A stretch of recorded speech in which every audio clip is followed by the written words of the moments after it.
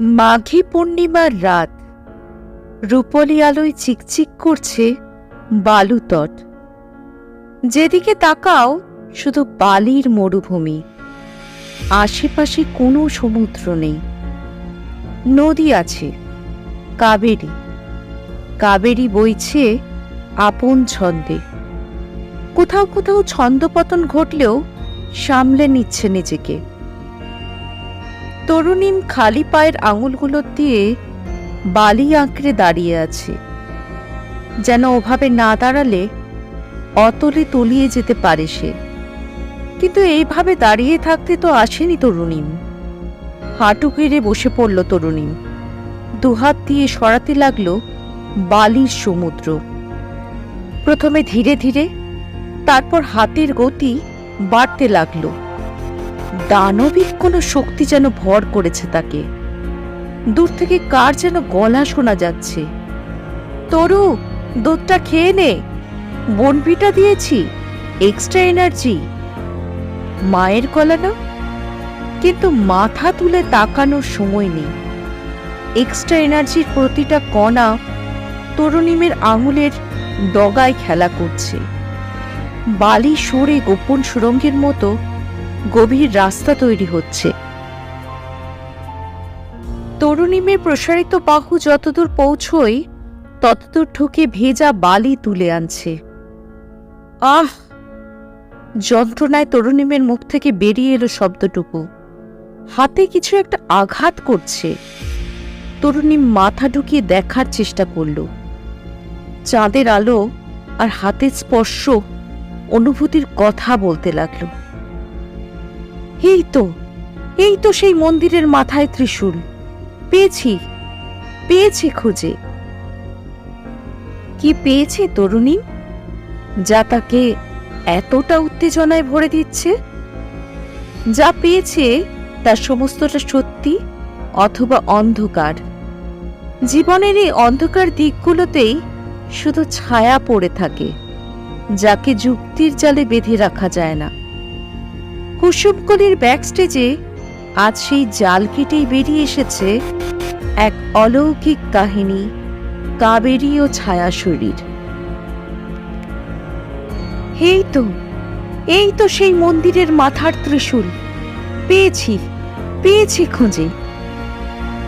তরুণীম দুহাতে ত্রিশূল ধরে অনেকক্ষণ টানাটানি করল। হঠাৎ কেউ যেন উপর করে টেনে নিল তাকে অভ্যন্তরে। হুড়মোড় করে বালির গর্ত বন্ধ হয়ে যাচ্ছে। তরুণীম মন্দিরের ত্রিকোণ ছাদে গিরগিটির মতো শুয়ে আছে, এক হাতে ত্রিশূল ধরে, অন্য হাতে বালি সরানোর চেষ্টা করে যাচ্ছে। পারছে না। রাশি রাশি বালি এসে বুঝিয়ে দিচ্ছে পথ। তরুণীমের পিঠে, চোখে, মুখে বালির স্তূপ। দম আটকে আসছে। তরুণীম গোঙাচ্ছে। গলা শুকিয়ে কাঠ হয়ে যাচ্ছে। চোখ খুলতে পারছে না। কানের কাছে কেউ যেন মৃত্যুর ডাক দিয়ে যাচ্ছে। তরু, এই ওঠ, তরু! ভয়ঙ্কর ঝাঁকুনিতে তরুণীম চোখ খুলল।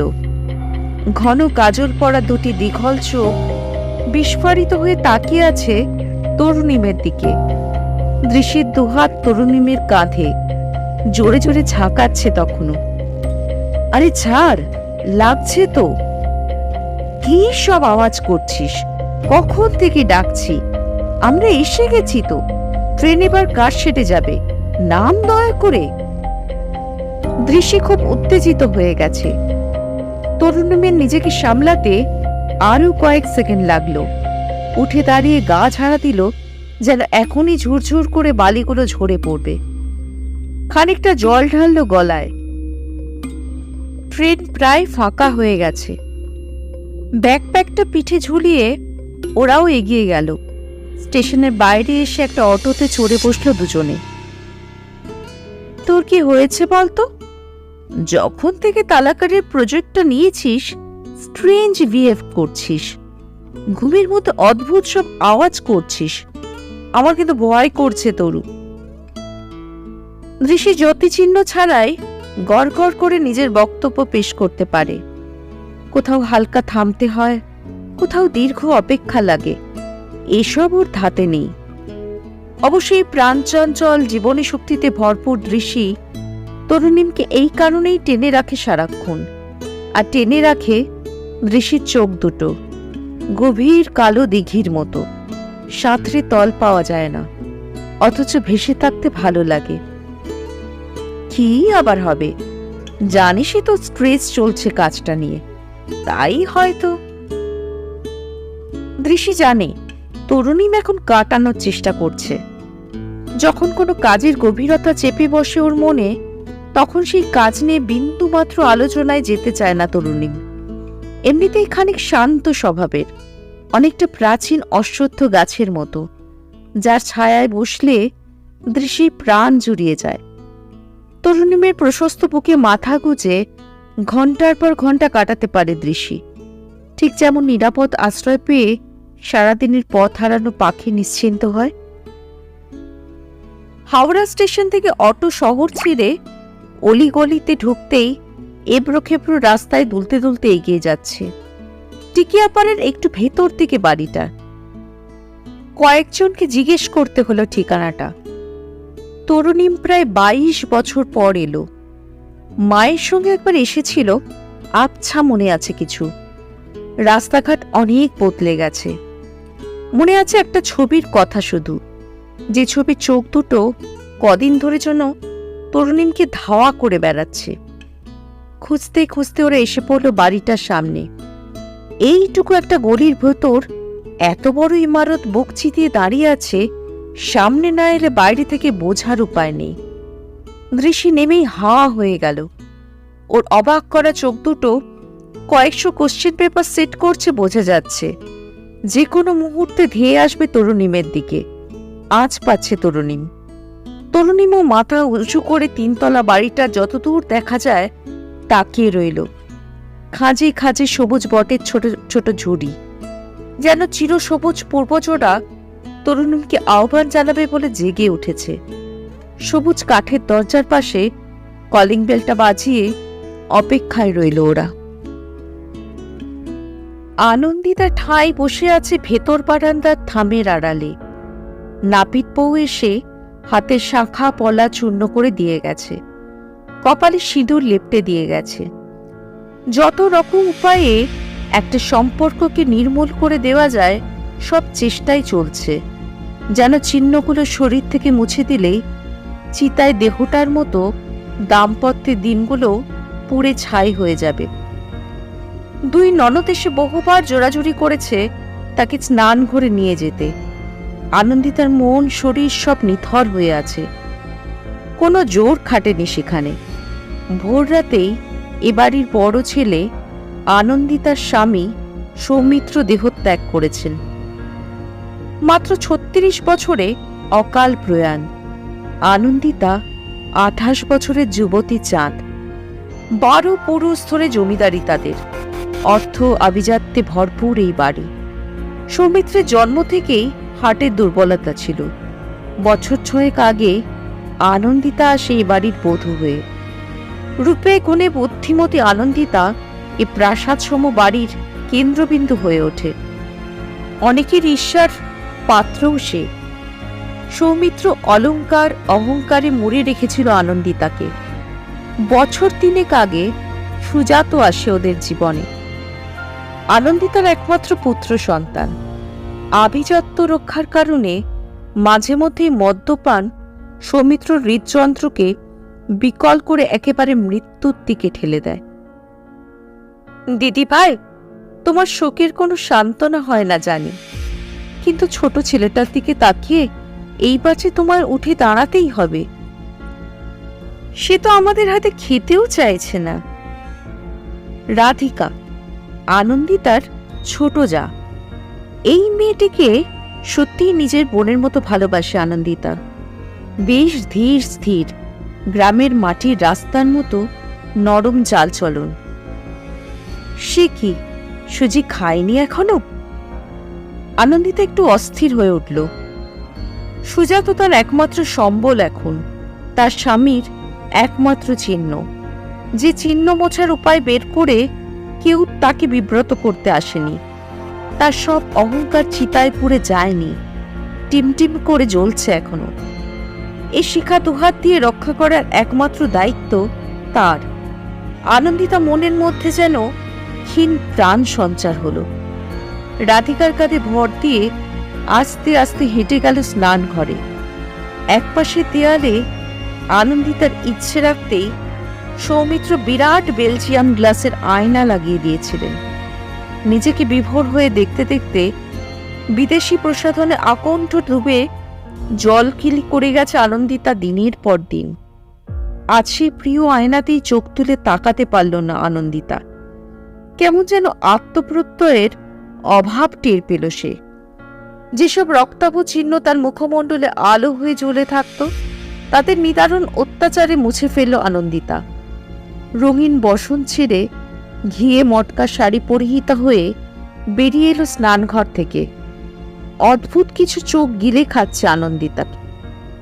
চোখে মুখে উপেক্ষার আগুন জেলে সুজাতকে কোলে টেনে নিল সে।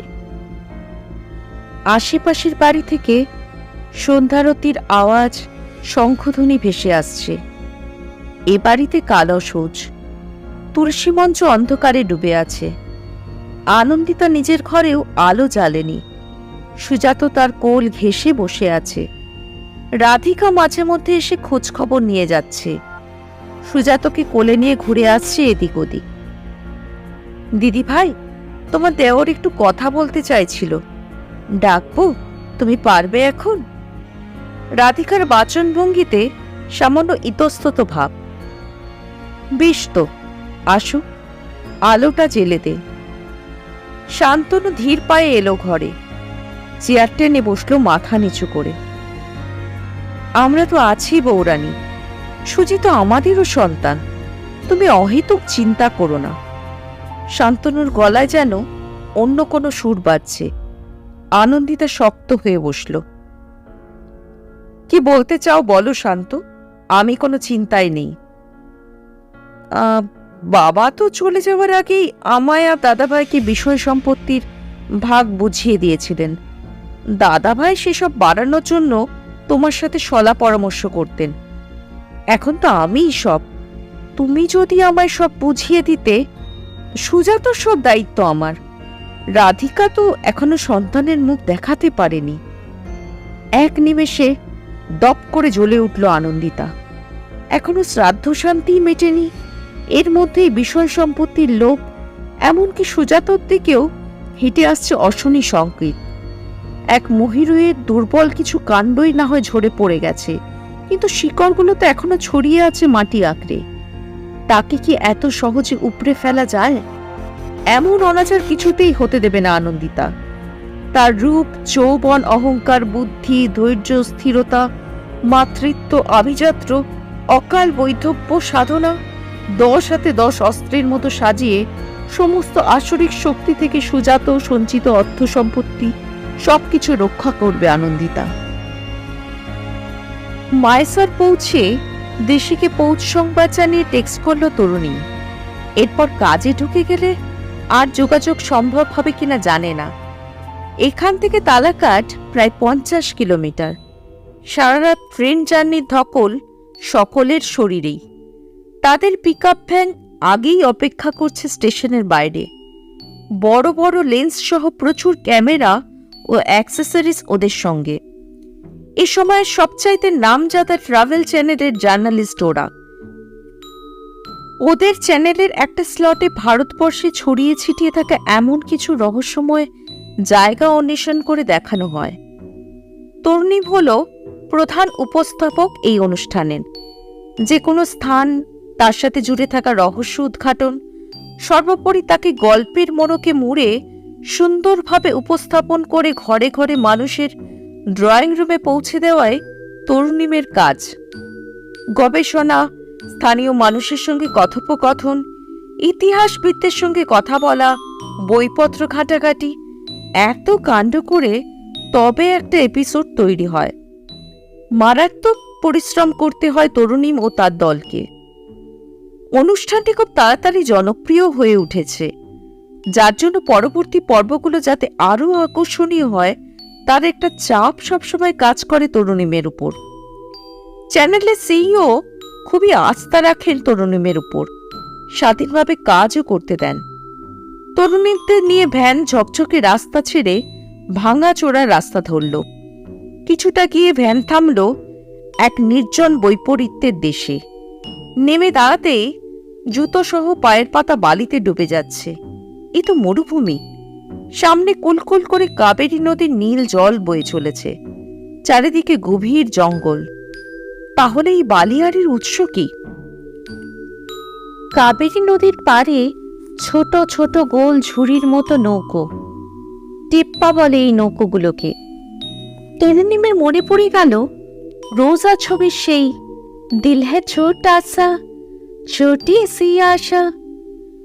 ছটফটে দৃশ্য উঁকি মারতে লাগলো মনের কোণে।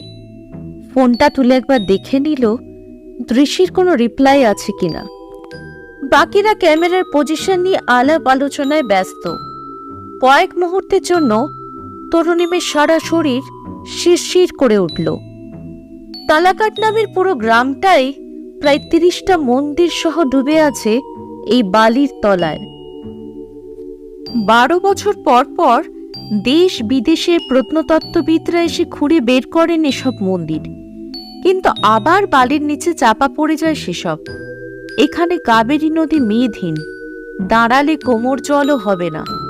অথচ পাশেই মালাঙ্গি গ্রামে কাবেরীর গভীরতা সর্বাধিক। কি অদ্ভুত প্রাকৃতিক বৈপরীত্য! তরুণীম বসে পড়ে বালির উপর, এক অমোঘ আকর্ষণের জালে আবদ্ধ হয়ে পড়ছে যেন। খানিকটা শুট করার পর ওরা হোটেলে ফিরে গেল। কিরে, টেক্সট করলাম, নো রিপ্লাই। ফোনেই প্রায় ঝাঁপিয়ে পড়ল তরুণীম দৃশ্যির ওপর। দেখেছি, শুয়েছিলাম। দৃশ্যি যেন একটু ধীরে কথা বলছে, যা একেবারেই ওর স্বভাব বিরুদ্ধ। কি হয়েছে জানিস? এখানে ঝুড়ি নৌকো চলে। আজ টেস্ট করলাম তরু, প্রেগনেন্সি কিট এবারেও নেগেটিভ। তরুণীম একটু স্তব্ধ হয়ে গেল। সবকিছু স্বাভাবিক থাকতেও বারবার কেন এমন হচ্ছে? দৃশ্যি খুব কষ্ট পায়, তরুণীম সহ্য করতে পারে না। দৃশ্যি শান্ত হয়ে গেলে, এই সময়ও এত দূরে রয়েছে। দৃশ্যি একা নিজেকে সামলাচ্ছে। ওহ, কাম অন দ্রি, আমাদের এখন কেই বা বয়স। আমায় পৌঁছতে দে প্লিজ। ভালো কোনো ডক্টরের সাথে কনসাল্ট করব না হয়। তোকে বলবো না ভেবেছিলাম, কিন্তু কাকেই বা বলবো বল? আমার সাত থেকে সাধ্যর মধ্যে যে দূরত্ব, তাতে একমাত্র তোকেই দেখতে পাই। তরুণীম চোখ বুজে ফেলল। দৃশ্য সাংবাদিক এক ইংরেজি দৈনিকের। মা মারা যাওয়ার পর তরুণীমের যত্রতত্র ছড়িয়ে ছিটিয়ে থাকা জীবনটাকে দৃশ্যই গুছিয়ে রেখেছে তাদের 4 বছরের দাম্পত্য জীবনে। ফোন রেখে হোটেলের ব্যালকনিতে দাঁড়ালো খানিকক্ষণ। ডায়েরি আর পেন নিয়ে বসে আগামীকালের স্টোরি লাইনগুলো লিখে ফেলার চেষ্টা করল। সব কেমন এলোমেলো হয়ে যাচ্ছে। ড্রাইভারকে ডেকে ভ্যান নিয়ে তালাকাট চলে গেল আবার তরুণীম। কাবেরীর জলে পা ডুবিয়ে বসে আছে তরুণীম। চারিদিকে সন্ধে থিতিয়ে পড়েছে। টেপ্পাগুলো জলের উপর টলমল করে দুলছে। আস্তে আস্তে মেঘ সরিয়ে চাঁদ উঠছে। তরুণীম মাথার পেছনে হাত রেখে চিত হয়ে শুয়ে পড়ল বালির উপর। হঠাৎ যেন চারিদিক কালো হয়ে এলো। ধূপ ধাপ পায়ের শব্দ, জায়গাটি যেন কেঁপে উঠল কিঞ্চিত। শত শত সেনা ধেয়ে আসছে। তাদের সামনে এক মহিলা রুখে দাঁড়িয়ে, খোলা চুল, পরনে ঘিয়ে রঙের মটকা শাড়ি, লম্বা আঁচল লুটোচ্ছে, হাতে মস্ত বড় এক পুটুলি। সে দৌড়তে দৌড়তে সামনের বড় পাহাড়টায় উঠে গেল। তার চোখ দুটো জ্বলছে। সেই আলোতে গোটা গ্রাম যেন ধিকে ধিকে আগুনের গোলা। সেনারা তাদের অস্ত্র তাক করে আছে মহিলার দিকে। মহিলা চিৎকার করে বলছে, তোমাদের রাজা নির্বংশ হবে, এই গ্রাম মরুভূমিতে পরিণত হবে, মালিঙ্গা জলস্রোতের তলায় চলে যাবে, নির্বংশ হবে, নির্বংশ হবে। মহিলার চিৎকার চারিদিকে ধাক্কা খেয়ে ফিরে আসছে। তরুণীম দেখল পাহাড় থেকে মহিলা ঝাঁপ দিল কাবেরীতে।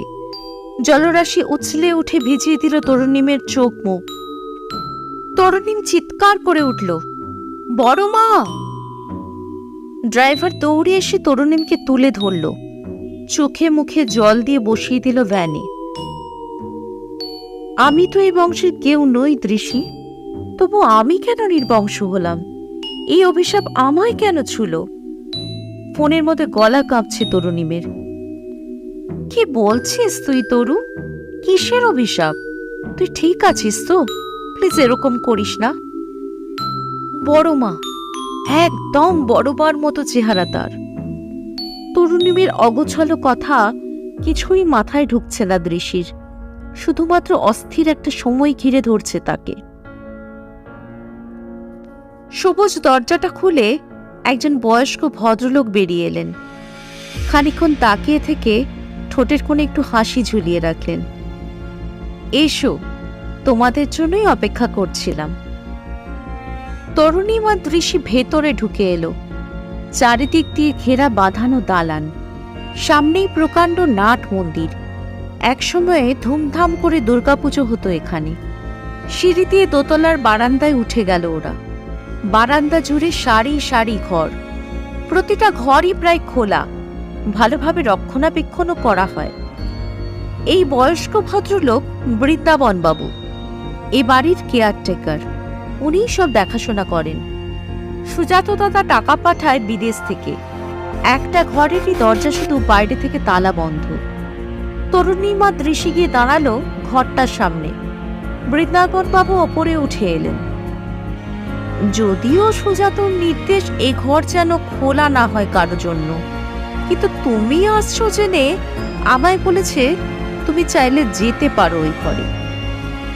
বৃন্দাবন বাবু কথাগুলো বলে চাবির গোছা থেকে প্রকাণ্ড একখানা চাবি বের করে ঘরখানা খুলে দিল। ঘরে ঢুকতেই সাদা পর্দাগুলো হাওয়ায় উঠতে লাগলো। সামনে বড় দেয়ালে বিশাল তৈলচিত্র। আনন্দিতা মটকা শাড়ি পরে অপরূপ রাজকীয় সৌন্দর্য ঠিকরে পড়ছে। গায়ে প্রচুর গয়না, চোখে দুতি ছড়াচ্ছে, যেন ছবি নয়, জীবন্ত দাঁড়িয়ে আছে। দৃশির কেমন গা ছমছম করতে লাগলো। তরুণীমের হাতটা চেপে ধরল। তরু, এ ঘর থেকে চল প্লিজ। আলামেলাম্মা, তরুণীম ফিসফিস করে বলে উঠল।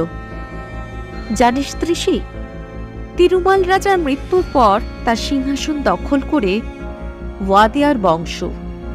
আসলে তিরুমাল রাজার সন্তান তখন খুব ছোট।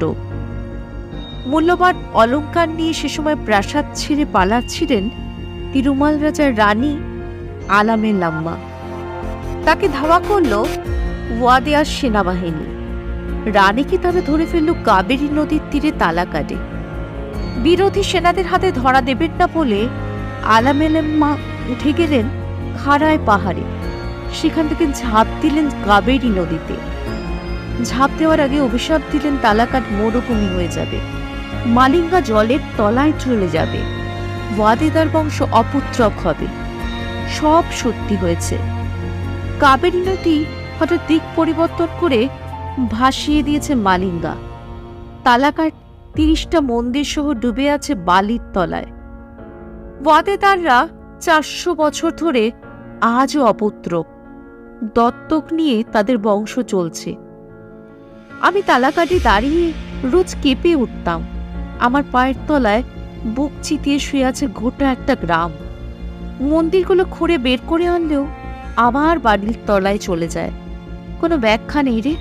অতি বড় নাস্তিকও খুঁজে পায়নি তার উত্তর। দৃশি তরুণীমকে টানতে টানতে বাইরে নিয়ে এলো। সারা শরীর কাঁপছে তরুণীমের। গরম জলের ধারায় সিক্ত হয়ে যাচ্ছে ওর মুখ। দৃশি কোনোদিন এত দুর্বল দেখেনি তরুণীমকে। এই প্রজেক্টটা এত এফেক্ট কেন করেছে ওকে? সেদিন বড় বৌরানী শান্তনু দাদাবাবুর প্রস্তাব ফিরিয়ে দেন। তারপর বেশ কয়েক বছর চলে যায়। উপর উপর শান্তি বজায় থাকলেও ভেতরের স্বার্থের নখ দাঁত ছিঁড়ে খাচ্ছিল এই পরিবারকে। শান্তনু দাদাবাবু কেমন হিংস্র হয়ে উঠছিলেন দিন দিন। ছোট বৌরানীর সাথেও খুব খারাপ ব্যবহার করতেন। ছোট বৌরানী সেই সময় বাপের বাড়িতে, সুজাতও গিয়েছে সঙ্গে। শান্তনু দাদাবাবু বাড়ির সব চাকর বাকরদের ছুটি দিয়ে দিলেন। আরো ৩-৪ জন মত্ত পুরুষকে নিয়ে এসে বড় বৌরানীকে কান্নায় ভেঙে পড়লেন বৃন্দাবন বাবু। তরুণী মাথা হেঁট করে দাঁড়িয়ে আছে। আমি তখন খুব ছোট। আগুন লেগেছে শুনে দৌড়ে এলাম। ওই ঘরে বড় বৌরানী দাউ দাউ করে জ্বলছে। কি রূপ তার! চোখ দুটো থেকে যেন রক্ত ঝরছে। চিৎকার করে বলছে, তুই নির্বংশ হবি, সব শেষ হয়ে যাবে। তাই হলো। ছোট বৌরানী আর এ বাড়ি ফিরে এলেন না।